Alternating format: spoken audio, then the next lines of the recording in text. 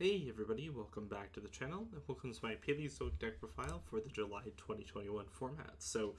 This is a deck that is, got pretty recent support in Lightning Overdrive, and I think that it's a very, very good deck for beginners to learn. It teaches you a lot about chain links and basically how to resolve chains properly. It also teaches you what the difference is between like cards activating and cards using their effects, in the case of all the Paleo cards. So I think that it's a very, very good deck for beginners to pick up. If you're a beginner, I'd highly recommend playing this deck and getting a good idea of what to do with it. For the Frog Engine, we're playing 3 copies of Swap Frog, 3 copies of Dupe Frog, 2 copies of Run Totem. So this is the standard Frog Engine. I don't think there's anything to say about these 8 frogs are really just amazing. Nothing to say. Then we're playing 1 copy of Cyberstein, so it's pretty cool that he's level 2, so you can use it for any rank 2 plays that you desire. Or you can just summon Last Warrior from another planet, and Drytron and Tri-Brigade just kind of auto-lose to it, so that's pretty fun. Then, 4 spells, we're playing 3 copies of Pot of Prosperity, 2 copies of Fury of Kaioshin, and a copy of Scapegoat. So, these are basically more consistency spells. They get you to either your Frog Engine or your Torrential. Just great cards. It's also really important to know that Fury is actually a really good card to protect your frogs from your Torrential. So you can actually chain your Paleos to Torrential and then protect them with Fury. So it's a really good card. 1 copy of Scapegoat is pretty insane because this is literally just a 1 card link for 1 card Access Code Talker, 1 card Borosword Dragon, 1 card Zero Boros. If you have any other monster, you can banish your opponent's entire field with Zero Boros. So that's pretty good play there.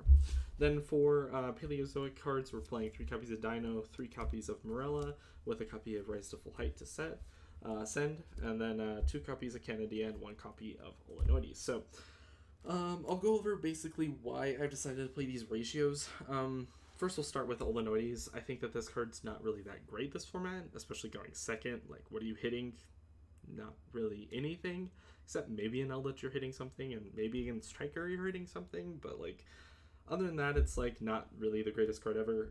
Canadia, this card is pretty bad versus Striker, which is not like an amazing deck right now. It's not like tier 1, but it is very popular, so a lot of people are going to be on it, and hitting Ray really sucks. Hitting Rose is alright, and you can't hit any of the Striker links, so that is basically how that works. Against Drytron, it's pretty mediocre as well, since they can still tribute their Drytrons to summon the Drytrons from hand or grave. But it does hit Fafnir, but I mean, you can still, tribute the whole body of Fafnir, so it doesn't really solve the issue. It's basically an effect veiler in that situation. Same thing against Tri-Brigade. So you'd rather be playing Impermanence, which we are playing in this list already. But it could be nice as like a multiple, 3F to have against those decks, but I mean, it just seems kind of alright. Then, Morella is probably, a controversial opinion, the best card in this deck. Just because of the release of the Paleozoic Link Monster, this card just becomes so much better. Also, sending Rise to Full Height can actually help you basically survive a turn. So it basically becomes a battle trap, which is actually pretty cool. And setting multiple Paleozoic names is really nice because if you use Morella to send like a dead like Canadia or a dead like Dynamiscus, or something that's dead versus the matchup that you're going against, or even a copy of itself, is pretty good because then it sets you up for Toad for the next turn if you have like a Trap Trick or just any 2 normal trap cards that you can activate. So it's pretty nice. Dynamiscus is great just to banish anything. I don't think there's anything to say about that. For more consistency, 3 copies of Trap Trick, 3 copies of Reckless Greed. It's also like super important to know that you can use Trap Trick to set Reckless Greed. So if you have like Reckless Greed Trap Trick, you're drawing 4 cards and getting 2 Paleos if you have like Morella or something like that, which means you can make Toad the next turn, or you can combo with the Paleo Link. You can do a bunch of different things with that setup, and you're drawing 4, skipping the next 2 draw phases. This doesn't stack, so it's like so good. You just get so much advantage off of it, and getting Toad to the field is great. 3 copies of Solemn Strike, 3 copies of Infinite Impermanence. These are effect negators. Imperm's just great going second card versus Tri-Brigade or Drytron. It's just a great card. They can't, orange light this, which is really nice as well. They can't call by it either because it's a trap. And it's really good going second or going first to set it in a column, or going, second sometimes going into columns, and then just negating the column is great. Strike is also a really good card going second, just because it breaks boards. You know, if you draw Strike Torrential, like, they're not playing through that. Like, you Torrential, they activate a monster effect to negate it, you Chain Strike, they lose their whole board. It's great. For traps, we're playing 2 copies of Torrential, 2 copies of Compulse, and 2 copies of Waking. So I've decided for this 2 of ratio for everything, and the specific reason for it is because Trap Trick basically counts as the 3rd, 4th, and 5th copy of these cards. So you're technically playing 5 of all of them, and that's really great because if you get Lightning Stormed, you change Trap Trick, banish a Waking, set the other Waking, and then summon one from your deck. It's great.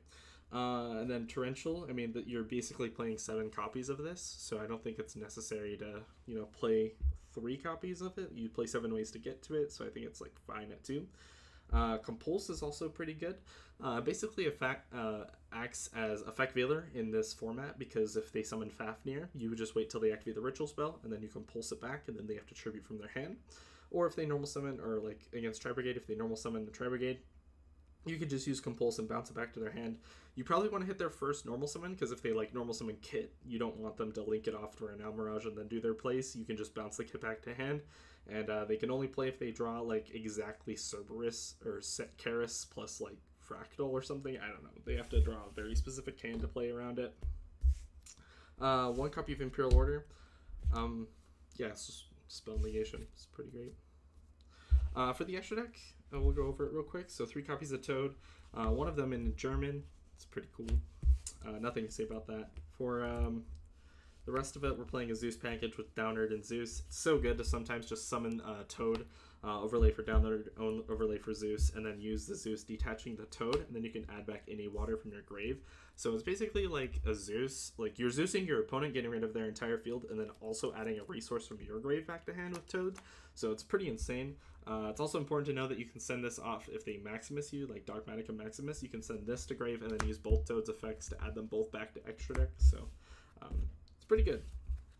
Obabean is insane. We're going to go over it here in a second, but it's way better than I think you think it is. 1 Camberraster, 1 Link Kuribo, 1 Link Spider, 1 Phoenix, 1 Unicorn. I think that these cards are all great. These are just mostly like link climbing cards. So these 4 are just like utility link climbs. They're great cards. Camberraster is insane, which we'll talk about here in a second. For lane 4s, we're playing Boral Sword and Zeroboros. This should definitely be Access Code Talker if you have access to it. It's in one of my other decks right now, so I didn't want to pull it out. But Boral Sword is a good budget alternative, so that's why I'm playing that. Zeroboros is nice sometimes to summon this off Waking the Dragon, and then you can use your Paleo links to summon it back. Paleos aren't affected by monster effects, so they won't get banished, and your opponent loses their whole field. I've had it happen before where I've had 2 Paleozoic monsters on the field, or 1, and then I summon another one, and then Zeroboros banishes everything but the 2 Paleo links, and then I turn them into Toad.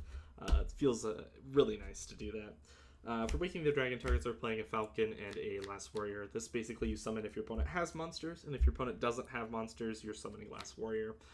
And it's very hard for them to play. And if neither of those are applicable for your matchup, you can still summon a Toad from your extra deck and negate something. So that's pretty neat as well. So that is worth knowing. For the side deck, this is just a test like side deck. These are cards you probably should be playing. Is 1 copy of Illinois, 3 copies of Pointer, and 3 copies of Judgment. It just depends on the format. This is more of like a generic side deck. This is just to stop Lightning Storm, Feather Duster, Twin Twister, or just any of their combo pieces in their hand.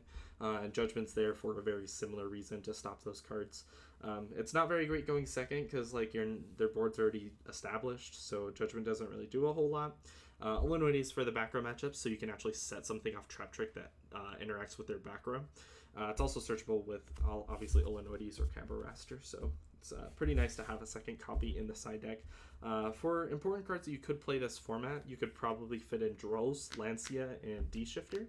You could also fit in like Anti-Spell or Deity Grounds. I think that those cards are very good this format, especially going first. But I think that the Drolls, Lancia, and DD Shifters are probably the best options for this format, just because they are good going first or going second, because it basically stops your opponent in either scenario. So let's go over basically the Opabina and the Camber thing really quick. So a lot of people don't like Camber because it requires specifically 2 Paleozoic monsters. I'm here to tell you that's actually not the case. All you need is a level 2 monster, any level 2 monster. In fact, I'm going to show it with Cyberstein in this scenario, and any Paleozoic monster. So obviously you have to have the Paleozoic monster on the field. So this requires a little bit of setup because you have to have like any Paleozoic monster in the graveyard, and then activate like, I don't know, trap card like Reckless Greed or Trap Trick to set it to your field. Morella is going to be on field, and then you're going to draw for turn. Say you draw the Cyberstein, just to make it simple. We're going to normal summon your level 2 monster, and then we're going to overlay it with the Opabina. And then you're going to use your Opabina's effect to detach. Then you're going to search for any Paleozoic monster. So the really nice thing about this is you can basically search for whatever you need for the scenario. If you need to banish a monster, you can search Dynamiscus. If you need to set a monster face down or deal with a monster, if you don't have a card to discard, you can search for Canadia. If you want to deal with a back row, you can obviously search for the Olenoides.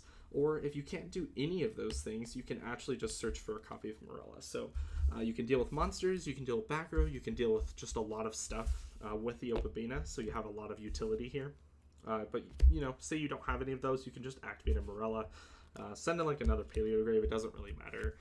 Summon back the Morella, and then from here you have 2 Paleozoic names, so you can actually just go ahead and link these off into your Cameraster. So then if your opponent has another back row, you can deal with that, and then you can set another Paleozoic name from your deck, and basically you can kind of combo from there. Or you can even target your own back row. So the nice thing about this is that if you have something like Trap Trick set, you can activate your Cameraster targeting your back row, then you can chain your Trap Trick, and then after your Trap Trick, you chain your Olenoides or whatever back row, summon it to your field, then your Trap Trick will resolve. You can set something like, I don't know, Reckless Greed from your deck, and then from here you can just activate your Reckless Greed, and you can chain your Morella, draw 2 cards, pretty good. Then from here you can either make Toad, or you can actually climb into Access Code Talker, so you can link off the Cameraster plus this into like a Unicorn. If you have another card in hand, you can spin something with Unicorn. You don't have to, obviously. Olenoides goes into a Link Spider, and then you can just use these 2 into Access Code Talker. For now, I'm just going to proxy in a Boral Sword Dragon, just for example. Obviously, I know this is an illegal play, but I'm just, showing you what you can do. And then with your Access Code Talker, you have 3 pops, because you have a Unicorn, a Link Spider, and a Cameraster, all different attributes, so you pop 3 cards. So you have a lot of different utility with this deck, especially with the Paleo Link monster.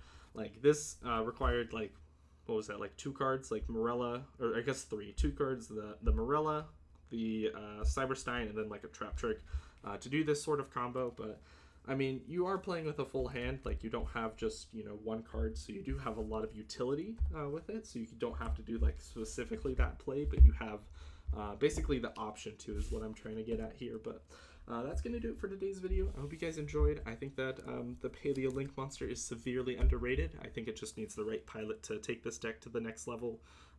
So, yeah, with all of that said, I hope you guys enjoyed this video, and I will see you guys later.